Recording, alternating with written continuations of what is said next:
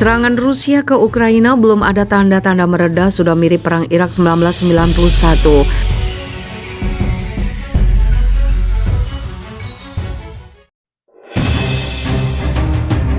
Hurrah!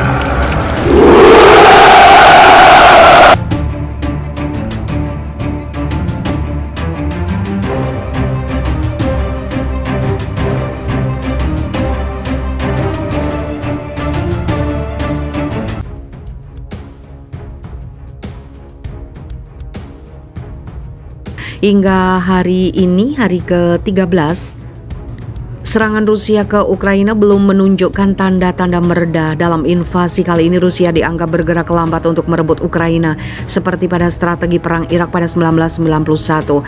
Hal itu diungkap oleh Amit Gupta dalam artikel berjudul Rusia's Iraq Strategy, Why Putin is Moving Slow to Seize Ukraine When Zelensky Goes Ballistic with Information War, yang tayang di The Eurasian Times. 3 hari setelah perang Teluk pertama pecah pada tahun 1991, sebuah surat kabar Amerika memuat tajuk utama "Perang Teluk berlanjut". Harapannya adalah bahwa negara adidaya seperti Amerika Serikat seharusnya dapat mengalahkan kekuatan negara kecil seperti Irak dalam beberapa jam. Hal itu menyebabkan Colin Powell, ketua kepala staf gabungan saat itu, menyampaikan konferensi pers yang merinci jalannya perang dan mengapa Amerika Serikat bergerak lambat dan metodis. Perang Ukraina disebut sebagai salah satu di mana setelah 10 hari Rusia gagal dalam memenuhi tujuan mereka. Faktanya adalah bahwa Rusia mengambil langkah lambat dan metodis serta memiliki garis waktu sendiri yang belum diungkap kepada publik. Sementara pemerintah Ukraina, media sosial negara dan pers global melaporkan perang dari perspektif Ukraina, menyerahkan perang informasi ke Kiev. Beberapa waktu lalu pengguna media sosial dituntut untuk percaya adanya hantu Kiev, seorang pilot pesawat tempur yang telah menembak jatuh 6 hingga 9 jet tempur. Ini memungkinkan berlebihan karena jika Rusia merasa cukup percaya diri untuk melakukan konvoi militer besar sepanjang 64 km, itu berarti mereka memiliki superioritas udara.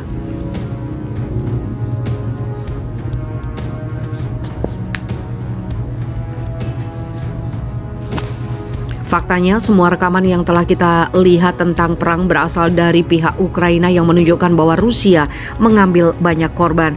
Ini sebagian besar kesalahan Rusia yang tidak dapat beroperasi di luar pola pikir mereka tentang kerahasiaan yang berlebihan dan tidak mengizinkan jurnalis independen untuk mengamati kelanjutan kampanye militer mereka. Jika kita mengupas lapisan konflik ini, apa yang sebenarnya terjadi? Pertama, langkah awal Rusia hanya menargetkan sasaran militer Ukraina dengan harapan tidak mengganggu sudut publik Ukraina.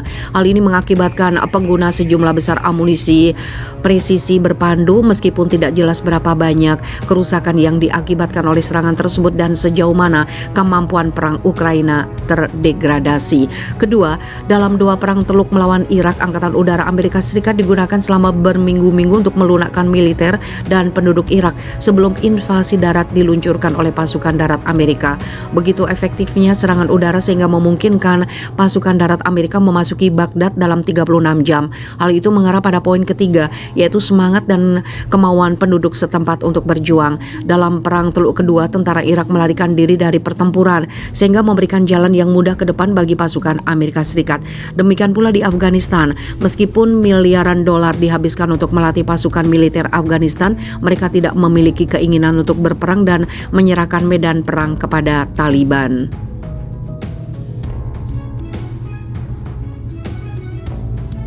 Perbedaan di Ukraina adalah bahwa penduduk lokal melawan dan itu selalu mempersulit kekuatan penyerang.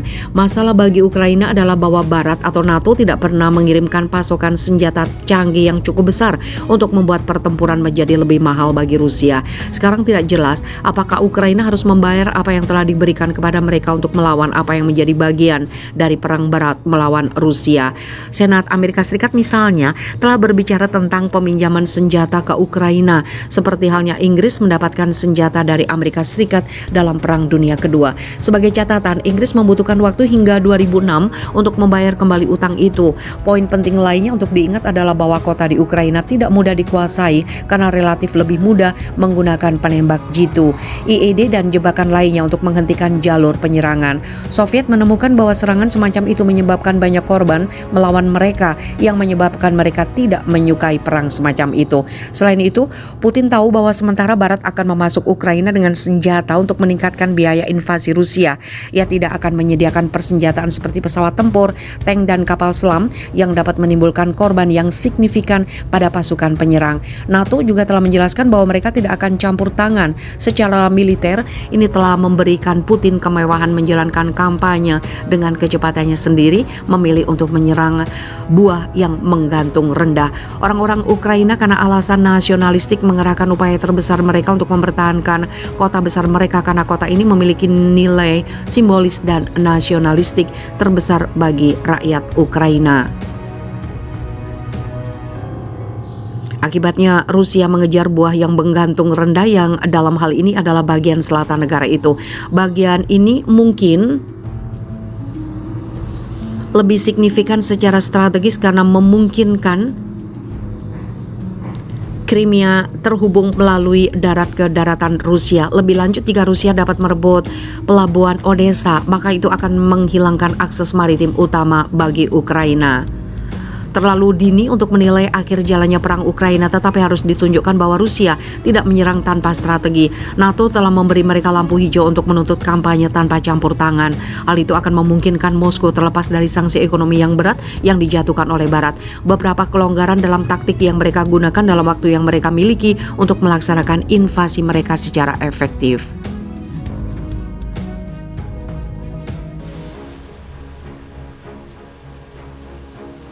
Mantap, Rusia rekrut milisi Suriah untuk merebut ibu kota Ukraina melawan Presiden Ukraina Zelensky. Moskow merekrut warga Suriah yang terampil dalam pertempuran perkotaan untuk berperang di Ukraina. Dalam laporan The Wall Street Journal seperti dikutip The Daily Beast pada Senin 7 Maret 2022, 4 pejabat Amerika menyebut bahwa beberapa pejuang Suriah itu telah tiba di Rusia. Moskow berharap keahlian mereka dapat membantu Rusia merebut ibu kota Ukraina.